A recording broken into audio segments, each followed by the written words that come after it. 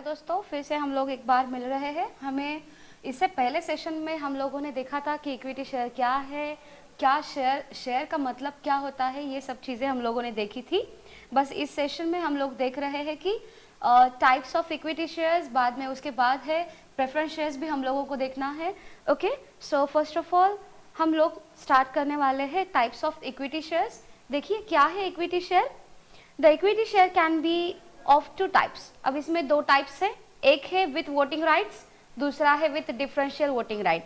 अब देखिए ये क्या है, equity shares with normal voting rights, ये एक पहला इसका टाइप है जिसमें है voting rights of such equity holders is in proportion to change this share holding. देखिए अब शेयर की होल्डिंग चेंज करना है तो किस प्रपोर्शन में की जाती है, किस रेशियो में शेयर होल्डिंग के अनुसार उसके वोटिंग राइट्स चेंज होते हैं, उसे कहा जाता है equity shares with normal voting rights. ये शेयर्स के प्रपोर्शन में होते हैं। अगर एक पर्सन ने 2 शेयर खरीद लिए हैं तो उसे अलग अलग वोटिंग राइट्स मिलेंगे। उसके बाद उसने अगर 100 शेयर्स खरीद लिए हैं तो उसके 100 के हिसाब से उसे शेयरिंग मिल जाएंगी, वोटिंग राइट मिल जाएंगे। उसके बाद दूसरा टाइप है equity shares with differential voting right. अलग अलग डिफरेंशियल के अनुसार जो वोटिंग राइट है उसके देखिए, उसमें देखिए क्या है, such equity holders shall have varying rights regarding to dividend voting और otherwise in accordance with rule 4 of the companies share capital and debenture rules 2014। देखिए कंपनीज के share capital and debenture rules 2014 के अनुसार यहाँ पर कुछ रूल्स दिए गए हैं और शेयर होल्डर्स के कुछ राइट्स चेंज हो जाते हैं, जिसमें है जो कि रिलेट करते हैं डिविडेंड से या फिर वोटिंग के राइट से। ओके, यहाँ पर इन लोगों को वोटिंग राइट इस जो भी कंपनीज का जो भी एक्ट है या फिर जो रूल्स है उसके हिसाब से यहाँ पर इन लोगों को राइट्स दिए जाते हैं, जो कि companies share capital debentures rules 2014। Thus, company can issue shares with limited voting rights or no voting rights। यहाँ पर देखिए कंपनी कुछ शेयर्स ऐसे इशू कर सकते हैं जहाँ पर लिमिटेड वोटिंग राइट रहते हैं या फिर कुछ शेयर्स के लिए वोटिंग राइट्स नहीं दिए जाते। They may entitled to extra rate of dividend if any preference shares।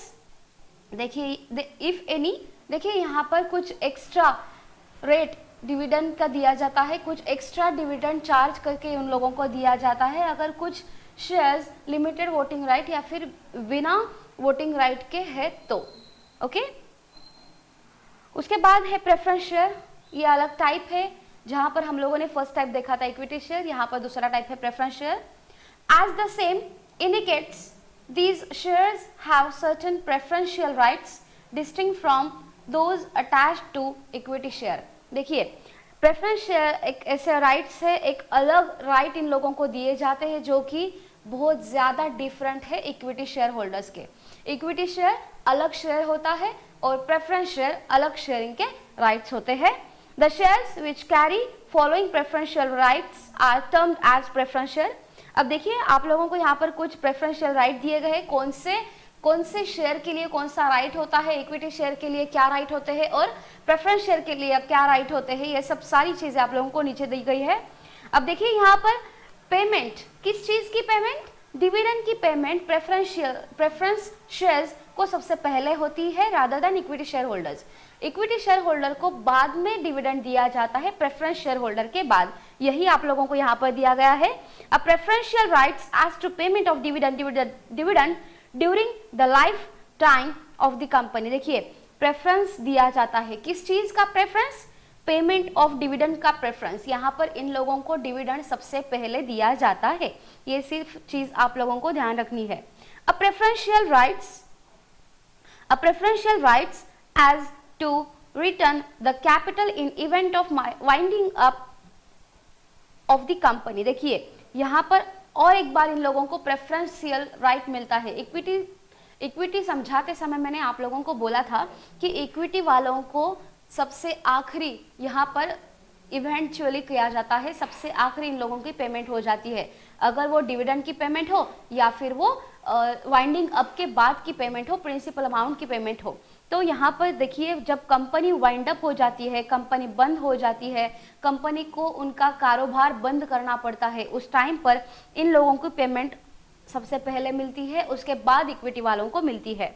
The holder of preference share have a prior right to receive the fixed rate of dividend. देखिए यहाँ पर जो भी प्रेफरेंस शेयर होल्ड करने वाले holders है उन लोगों को फिक्स्ड रेट ऑफ डिविडेंड दिया जाता है before any dividend is paid to equity share. और इक्विटी शेयर होल्डर्स को पे करने से पहले इन लोगों को यहाँ पर डिविडेंड मिलता है। बट एक बात याद रखना, इक्विटी वालों का डिविडेंड जो होता है वो फ्लक्चुएटिंग होता है, okay, fluctuating.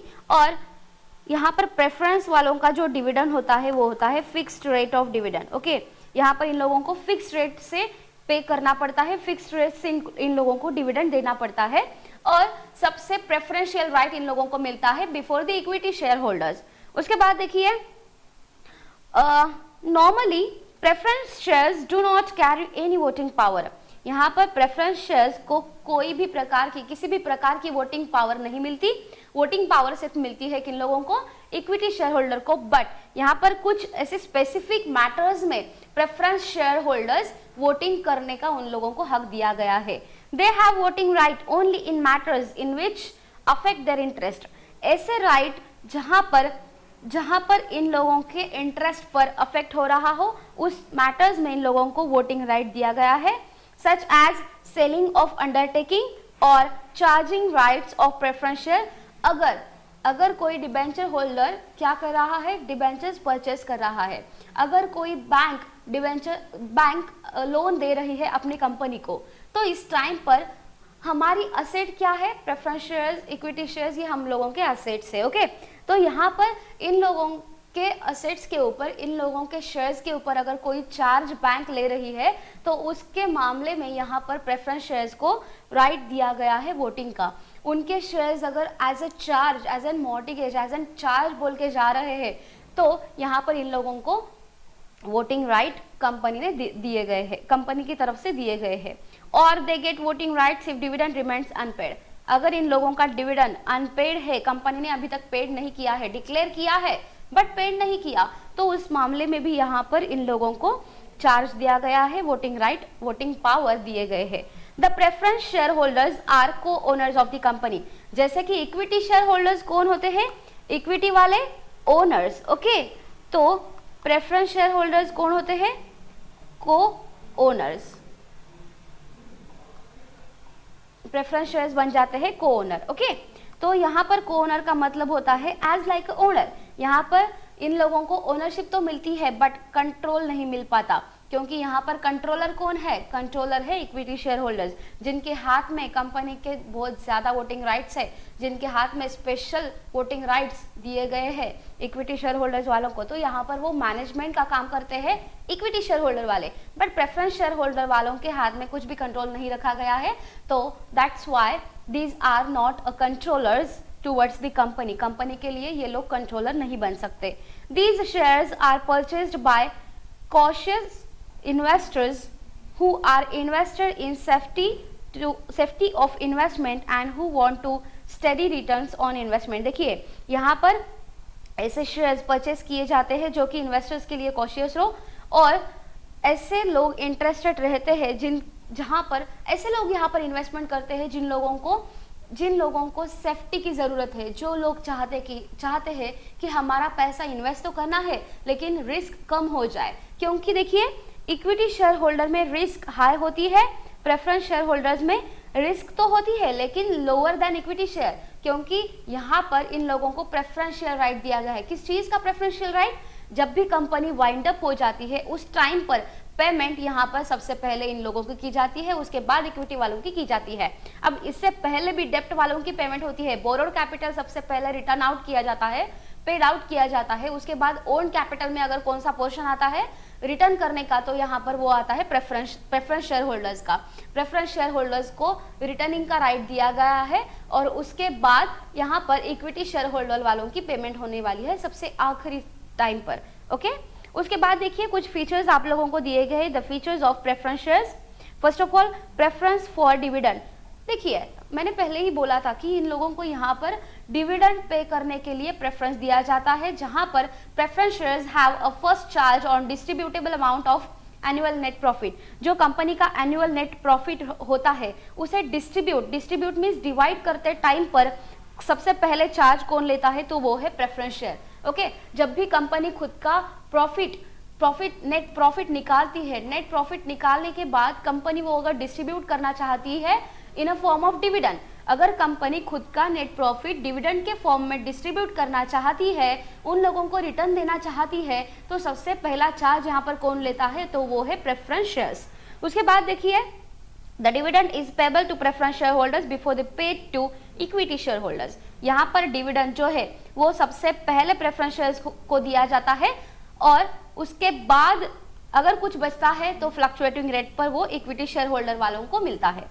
Preference for repayment of capital, देखिए कैपिटल के रीपेमेंट के लिए भी यहाँ पर प्रेफरेंस दिया जाता है। जब कंपनी बंद हो रही है, कंपनी जब खुद का जो भी वाइंड अप कर रही है, लिक्विडेट हो रही है, कंपनी खुद का बिजनेस क्लोज कर रही है, उस टाइम पर इन लोगों को प्रायोरिटी दी जाती है। देखिए क्या है, preference share holders have a preference over the equity share holder in respect of return of capital when the company is liquidated. देखिए मैंने अभी बोला था कि जब कंपनी लिक्विडेट हो रही है, लिक्विडेट होना मतलब खुद का बिजनेस बंद करना, क्लोज करना। जब कंपनी खुद का बिजनेस बंद कर रही है उसके टाइम पर यहाँ पर इन लोगों को प्रेफरेंस दिया जाता है और उसके बाद अगर कुछ कैपिटल बचता है तो वो इक्विटी वालों को दिया जाता है। तो यहाँ पर भी इक्विटी वालों के लिए रिस्क हाई है और इक्विटी वालों से कम रिस्क यहाँ पर प्रेफरेंस शेयर होल्डर वालों को है।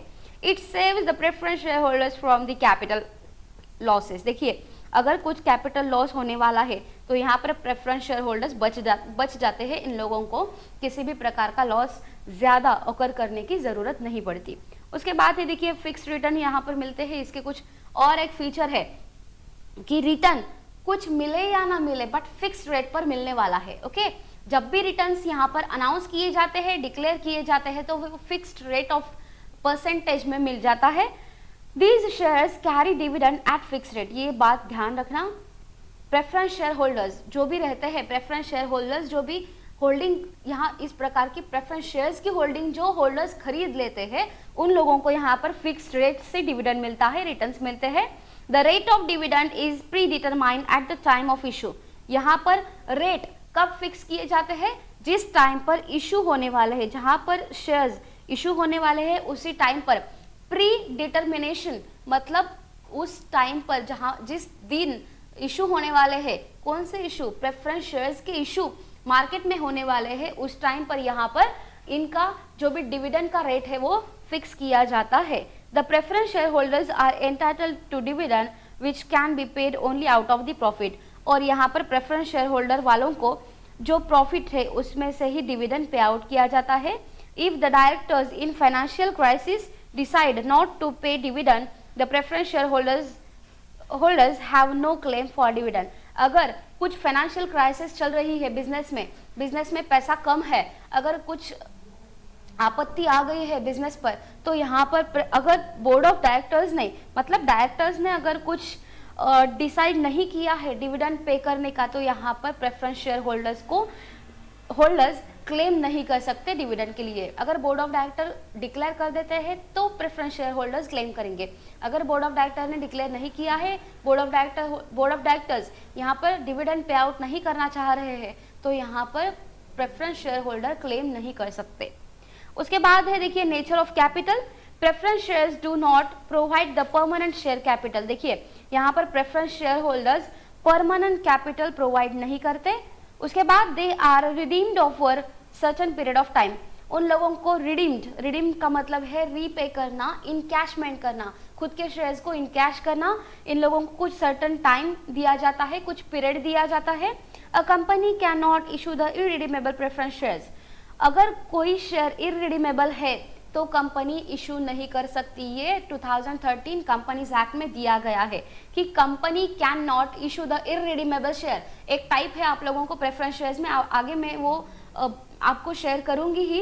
देखिए प्रेफरेंस शेयर्स के टाइप में रिडीमेबल और इररिडीमेबल। रिडीमेबल का मतलब है रीपेमेंट करवाना और इररिडीमेबल का मतलब है कि उसकी रीपेमेंट ना करना। जब भी कंपनी वाइंड अप हो जाए, तब ही उसकी रिपेमेंट की जाती है। लेकिन अगर वो भी कंपनी के पास अगर कुछ पैसा बचता है तो यहाँ पर लेकिन कंपनी के लिए कंपल्शन नहीं है। देखिए, preference share capital is generally raised at the latter stage. Preference share capital जब भी जरूरत हो तो बाद में लैटर स्टेज पे इशू किया जाता है और the company gets established. This share are issued to satisfy the need for additional capital of the company. ये इस प्रकार के शेयर है जहां पर कंपनी को पैसों की जो भी जरूरत पड़ेगी उसके लिए सेटिस्फाई जब कंपनी हो जाएगी, कंपनी के पास अगर कुछ पैसा बचता है in a form of capital, तब ये प्रेफरेंस शेयर्स इशू कर दिए जाते हैं। Preference share capital is safe capital as the rate of dividend and market values does not fluctuate.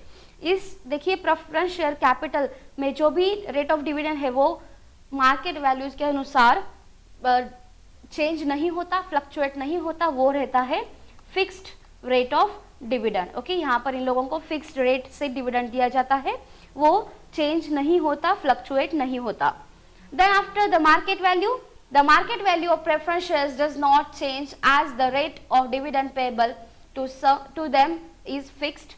The capital appreciation is considered as too low as compared with the equity share. देखिए, यहाँ पर क्या बताया गया है कि जो भी मार्केट वैल्यू है उसके हिसाब से, उसके जो भी मार्केट वैल्यू के अनुसार यहाँ पर प्रेफरेंस शेयर कैपिटल की वैल्यू चेंज नहीं होती या फिर मार्केट वैल्यू चेंज नहीं की जाती या फिर डिविडेंड भी फ्लक्चुएट नहीं रहता, डिविडेंड यहाँ पर फिक्स रहता है। उसके और चीजें हैं। The capital appreciation is considered to be low as compared with the equity share. यहाँ पर जो भी इक्विटी शेयर के अमाउंट में इशुएंस होने वाला है, जो भी इक्विटी शेयर इशू किए जाने वाले हैं, उससे कम रेट में, उससे कम एम्पल में एप्रिसिएशन कम होता है प्रेफरेंस शेयर होल्डर्स का।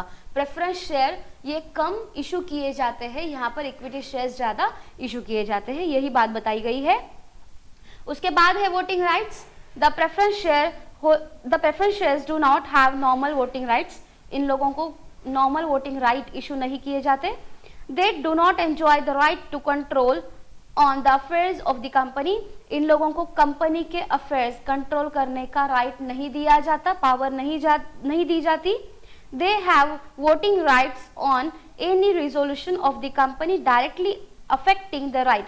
अगर प्रेफरेंस शेयर होल्डर्स के राइट पर कुछ अफेक्शन हो रहा है तो सिर्फ और सिर्फ उसी के राइट्स में कंपनी के प्रेफरेंस शेयर होल्डर्स को वोटिंग पावर मिल जाते हैं। अगर कंपनी के कुछ डिसीजन जो अफेक्ट करने वाले हैं प्रेफरेंस शेयर्स के राइट्स के ऊपर, अगर कंपनी के कुछ ऐसे डिसीजन है जो प्रेफरेंस शेयर होल्डर्स के राइट पर अफेक्ट कर दिए जाएंगे, ऐसे डिसीजन में यहाँ पर इन लोगों को वोटिंग पावर दी गई है। और इसमें आप लोगों को एग्जाम्पल दिया है change in terms of repayment of capital. अगर कंपनी की कैपिटल रीपेमेंट करने का चेंज या फिर कुछ टर्म्स लगाए गए हैं तो इस चीज में, इस थिंग में इन लोगों को वोटिंग पावर मिल जाते हैं।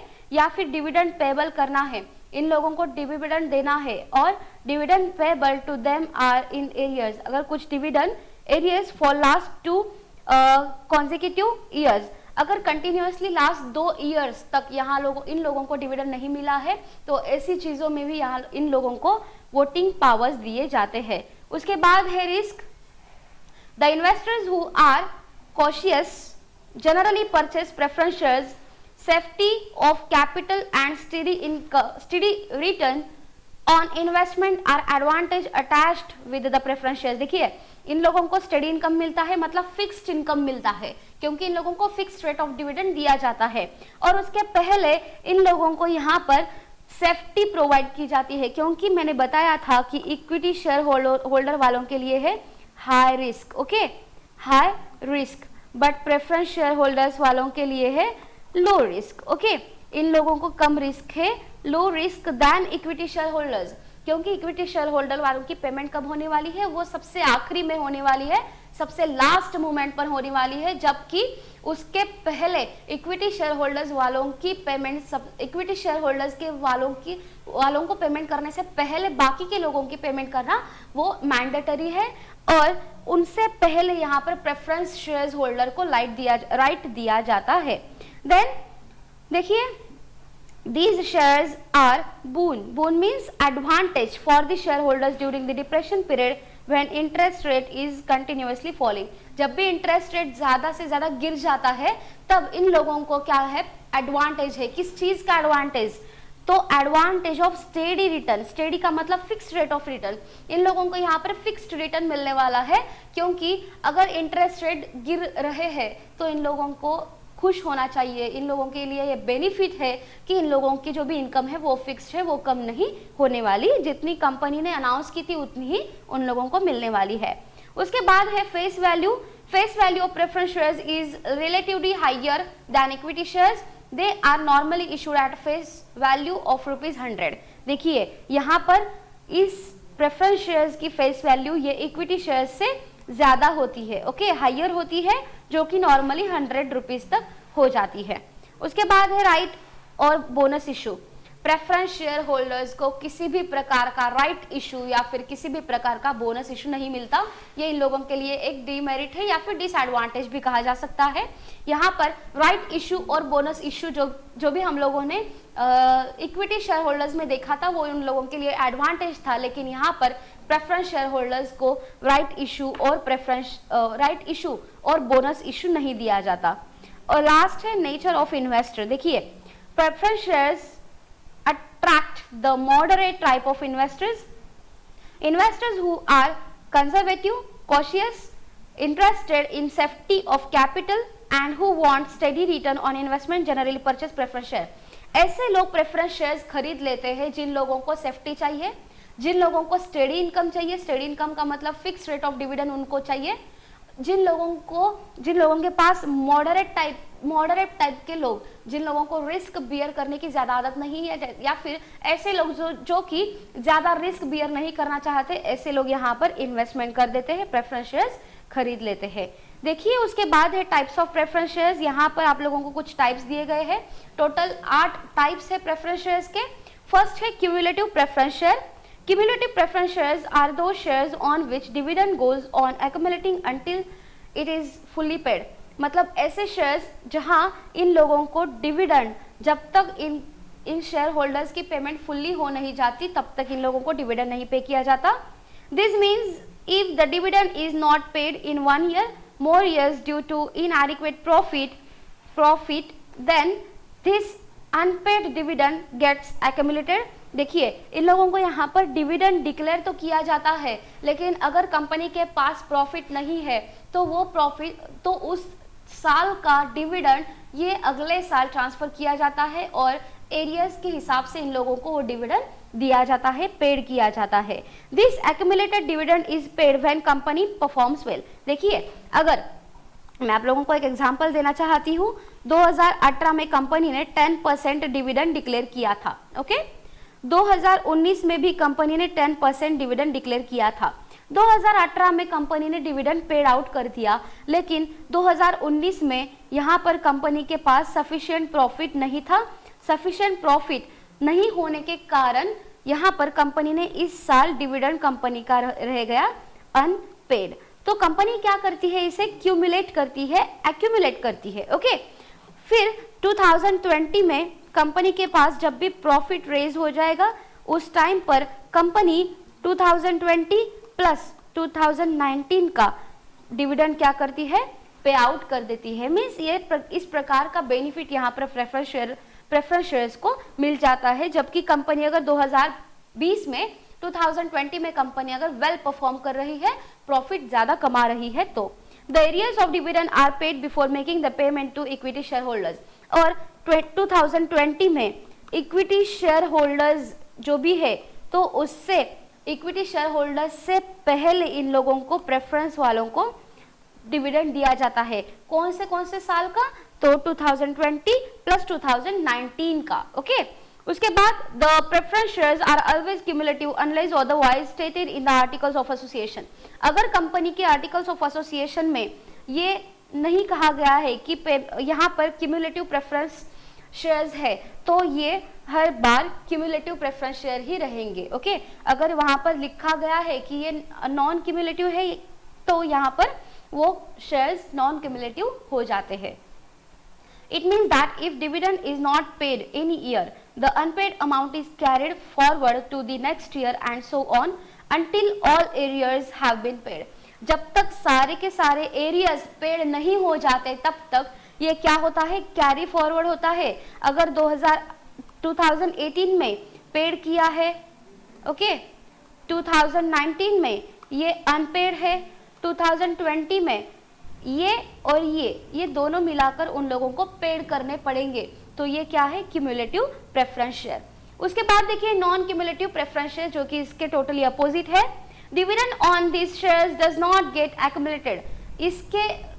अगर कोई preference share non cumulative type का है तो यहाँ पर इन लोगों का जो भी डिविडेंड है वो एक्यूमुलेट नहीं किया जाता. जिस साल डिक्लेयर किया है उस साल अगर कंपनी के पास प्रॉफिट नहीं है, कंपनी ने डिक्लेयर पहले ही किया है, लेकिन अगर एक आध साल में कंपनी के पास प्रॉफिट नहीं है तो उस साल का डिविडेंड कैरी फॉरवर्ड नहीं किया जाता. This means the dividend on shares can be paid only out of the profit. यहाँ पर जब कंपनी को प्रॉफिट हो जाएगा उसी टाइम पर कंपनी ये डिविडेंड पे कर देगी. The right to claim dividend will lapse if company does not make profit. अगर कंपनी उस साल प्रॉफिट नहीं कमा रही है तो यहाँ पर वो साल लैप्स हो जाएगा. उस ईयर में कंपनी के प्रेफरेंस शेयर होल्डर्स वालों को डिविडेंड नहीं मिलेगा. In that particular year, if dividend is not paid in any year, it is lost forever. अगर यहाँ पर किसी भी साल में 2018 में पेड किया है, 2019 में नहीं पे किया, 2020 में अगर कंपनी प्रॉफिट कमा रही है तो यहाँ पर इन लोगों को मिल जाएगा, लेकिन 2080 का डिविडेंड यहाँ इन लोगों को नहीं मिलेगा. कौन से टाइप में, नॉन क्यूमुलेटिव प्रेफरेंस शेयर्स के टाइप में. उसके बाद है next type, participating preference share.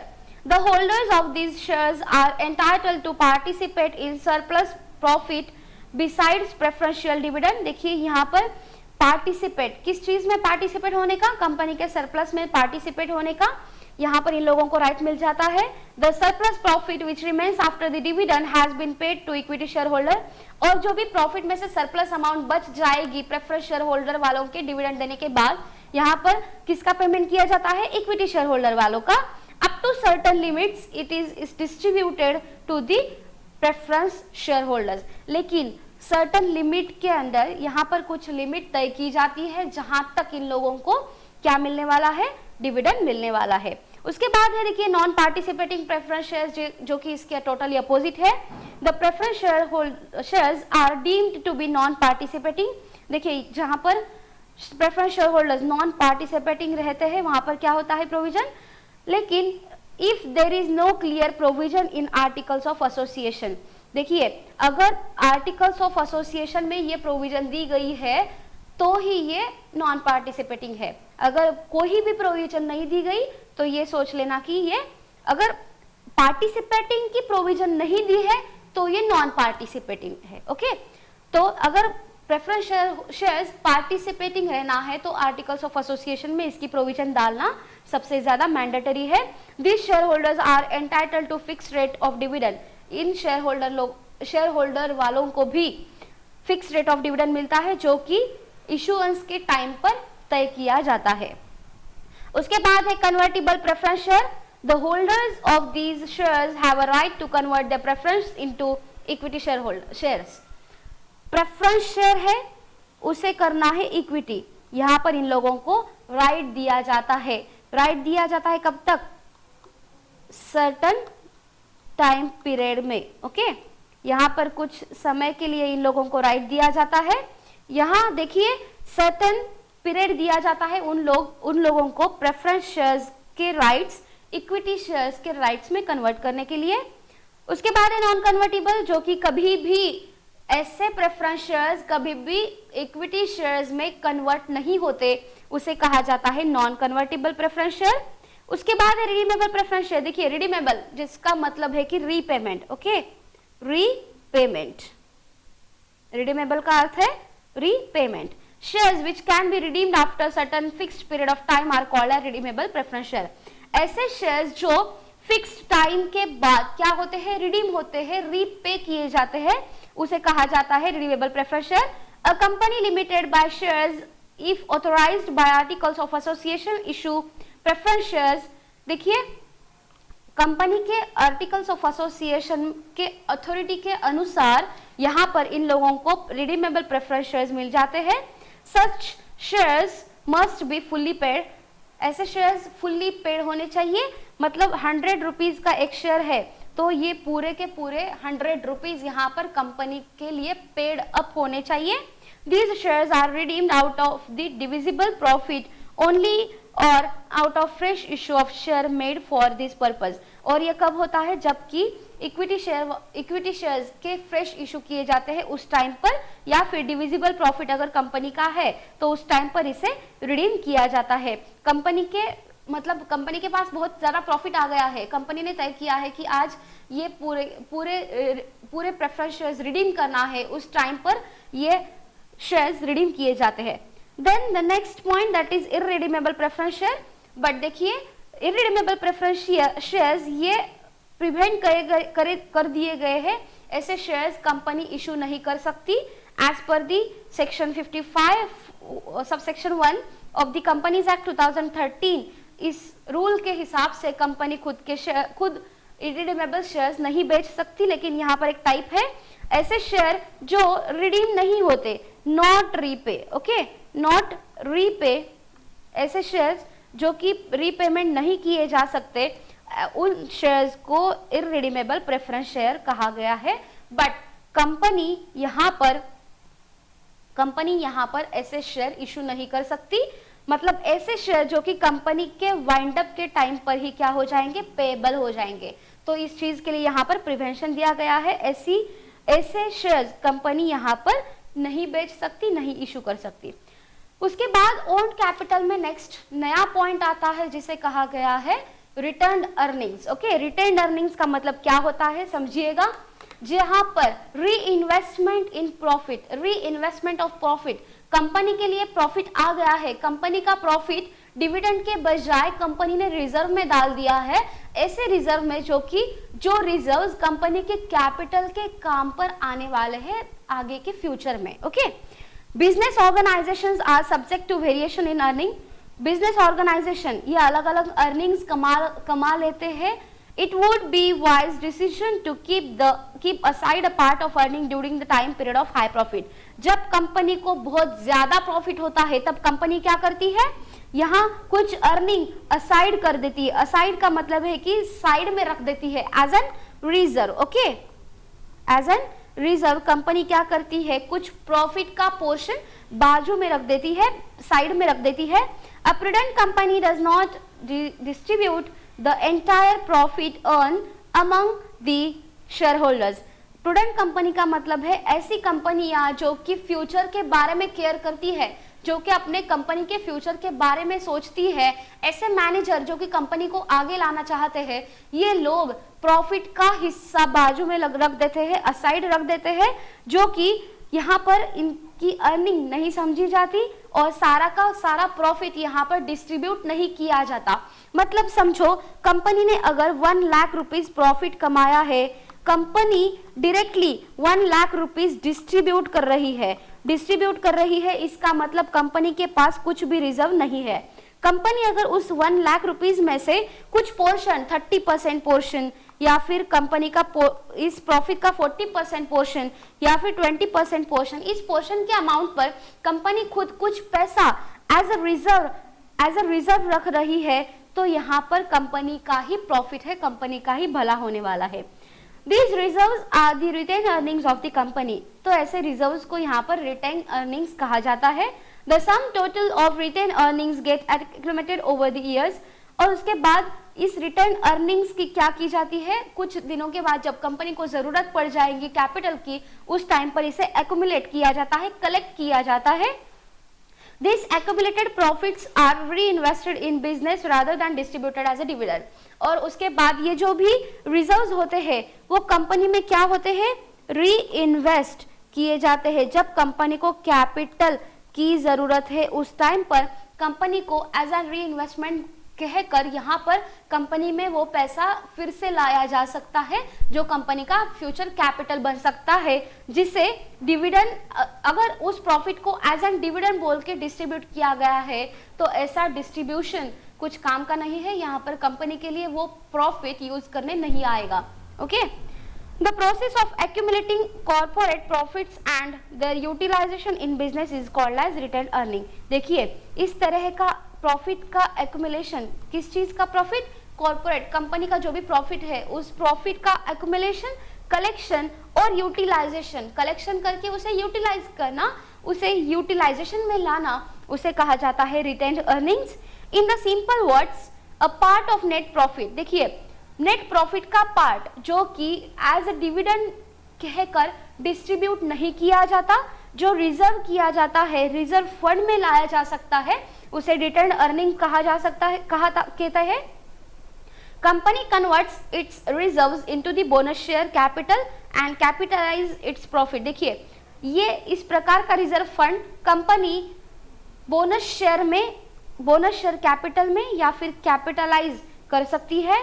This capitalisation of profit by issue of bonus share is known as plugging back of profit. देखिए, यहाँ पर रिटेन अर्निंग्स को प्लगिंग बैक ऑफ प्रॉफिट भी कहा जा सकता है। अगर कंपनी को लार्ज टाइम पीरियड के लिए अगर कुछ ओनरशिप चाहिए तो यहाँ पर कंपनी की ओनरशिप बोनस शेयर्स के स्वरूप में आ सकती है, बोनस शेयर्स के फॉर्म में यहाँ पर कंपनी इशू कर सकती है। Then after the bonus shares are issued free of cost. ये तो आपको पता है, bonus share free of cost issue किए जाते हैं to the existing equity share holder को। किसे किए जाते हैं, कंपनी के एग्जिस्टिंग इक्विटी शेयर होल्डर्स वालों को इशू किए जाते हैं। और वो किस रिजर्व में से दिए जाते हैं, तो वो रिटेन अर्निंग्स के रिजर्व में से इशू किए जाते हैं। The management can convert retain earnings into the permanent share capital. देखिए, अगर रिटेन अर्निंग्स को बोनस शेयर के रूप में दिया जा रहा है तो ये परमानेंट शेयर कैपिटल बन जाएगा। It is an important source of raising long term capital. Company के लिए अगर लॉन्ग टर्म कैपिटल मेंटेन करना है तो company existing equity share holders वालों को बोनस शेयर इशू कर देगी। It is simple and cheapest method to raising finance. और ये सबसे चीप मेथड है क्योंकि कंपनी के प्रॉफिट में से ही कुछ portion, okay, a part of profit is maintained, okay, as a reserve. A part of profit is maintained as a reserve, okay. Company के लिए रिजर्व, कंपनी के लिए प्रॉफिट का कुछ पोर्शन एज अ रिजर्व कहकर यहाँ पर साइड रख दिया गया है, तो वो सबसे ज्यादा स्मॉलेस्ट या फिर सिंपलेस्ट एंड चीपेस्ट मेथड है कंपनी के लिए फाइनेंस रेज करने के लिए। And it is used by establish company. ये इस्टैब्लिश कंपनी की तरफ से ही यूज किया जाता है। और it is internal source of finance. ये याद रखना, ये कंपनी के लिए इंटरनल सोर्स है क्योंकि कंपनी खुद का प्रॉफिट री इन्वेस्ट कर रही है, तो ये इंटरनल सोर्स है फाइनेंस के लिए। उसके बाद है determinants of retain earnings. Retain earnings के कुछ डिटर्मिनेंट्स आप लोगों को दिए गए हैं। एक है total earning of the company. If there is ample profit company can save and retain some part of profit. अगर कंपनी के पास बहुत ज्यादा प्रॉफिट है तो कंपनी उस प्रॉफिट का कुछ पार्ट सेव कर रख देती है। More the earnings a company can save मोर। अगर कंपनी के पास अर्निंग्स ज्यादा है तो कंपनी सेव भी ज्यादा कर सकती है। Attitude of top management also determines the amount of retain earning. अगर कंपनी के मैनेजर्स ये पोर्शन डिवाइड करने के बजाय, डिस्ट्रीब्यूट करने के बजाय अगर ये रिटेन अर्निंग्स बोलकर रिजर्व रख देते हैं तो यहाँ पर इन लोगों को एटीट्यूड भी दिक्कत आता है, ये भी डिटर्मिनेंट है। Then taxation policy. The taxation policy of government is also an important determinant of the corporate saving. अगर कंपनी कुछ सेविंग कर रही है तो टैक्सेशन यहाँ पर बहुत ज्यादा इंपॉर्टेंट है। If the taxes levied are at high rate company can not save much profit in the form of reserve. अगर कंपनी या फिर अगर गवर्नमेंट टैक्सेस ज्यादा से ज्यादा टैक्सेस यहाँ पर लेविड कर रही है, लगा रही है, तो कंपनी की सेविंग कम हो जाएगी, कंपनी के प्रॉफिट भी कम हो जाएंगे। ओके, डिविडेंड पॉलिसी देखिए, it is a policy of board of director. Dividend policy एक बोर्ड ऑफ डायरेक्टर की पॉलिसी है in regards to the distribution of profit, जहां पर प्रॉफिट में से ही पैसा डिस्ट्रीब्यूट किया जाता है। A conservative dividend policy is needed for having good accumulation of profit. देखिए, अगर कंजर्वेटिव मतलब जहां पर डिविडेंड पॉलिसी अगर फ्रेम कर दी गई है तो वो प्रॉफिट के एक्यूमुलेशन के लिए भी गुड हो सकती है। डिविडेंड पॉलिसी में अगर डिविडेंड कम है तो यहाँ पर प्रॉफिट बढ़ जाएगा, but this policy affects the share holder as they get dividend at a lower level. अगर कंजर्वेटिव मतलब यहाँ पर बोर्ड ऑफ डायरेक्टर्स ने रेट ऑफ डिविडेंड कम कर दिए हैं तो यहाँ पर प्रॉफिट तो बढ़ जाएगा, लेकिन शेयर होल्डर्स के लिए डिविडेंड की रेट कम हो जाएगी, डिविडेंड उन लोगों को कम मिलेगा, कम रेट पर मिलेगा। उसके बाद है government control. A government is a regulatory body of economic system in the country. Government एक प्रकार की रेगुलेटरी बॉडी है, गाइडर है, रेगुलेटर है, इकोनॉमिक सिस्टम का रेगुलेटर यहाँ पर गवर्नमेंट है। Its policies, rules and regulations ensure that the companies work as per its regulations. देखिए यहाँ पर गवर्नमेंट की पॉलिसीज, गवर्नमेंट के रूल्स और रेगुलेशंस ये तय करते हैं कि कंपनी किस प्रकार से चल रही है, कंपनी सारे के सारे रेगुलेशंस परफॉर्म कर रही है या नहीं। Company has to formulate its dividend policy in accordance with the rules and regulations framed by the government. और जो भी यहाँ पर कंपनी डिविडेंड पे करना चाह रही है, डिविडेंड पॉलिसी फ्रेम कर रही है, उस कंपनी के लिए ये मैंडेटरी है कि गवर्नमेंट के रूल्स और रेगुलेशंस ब्रेक नहीं होने चाहिए। अगर कंपनी गवर्नमेंट के रूल्स रेगुलेशंस ब्रेक कर रही है तो यहाँ पर ब्रेकिंग ऑफ रूल्स ये प्रोसीजर यहाँ पर हो जाएगी। कंपनी कुछ यहाँ पर ऐसे काम नहीं कर सकती जहाँ पर गवर्नमेंट के रूल्स उसे ब्रेक करने हो। तो जहाँ पर कंपनी डिविडेंड पॉलिसी फ्रेम कर रही है उस टाइम पर गवर्नमेंट के रूल्स और रेगुलेशंस को ध्यान रखना, उसे फॉलो करना बहुत ज़्यादा ज़रूरी हो जाता है। मुझे लगता है कि यहाँ पर आप लोगों के ओनरशिप्स या फिर सोर्सेस ऑफ ओन कैपिटल जो भी है, जहाँ पर इक्विटी शेयर कैपिटल है, प्रेफरेंस शेयर कैपिटल और रिटेन्ड अर्निंग्स, ये सारी चीज़ें यहाँ पर कवर अप हो जाती है। उसके बाद है sources of borrowed capital. Okay, so ये हम लोग आगे के सेक्शन में देखने वाले हैं।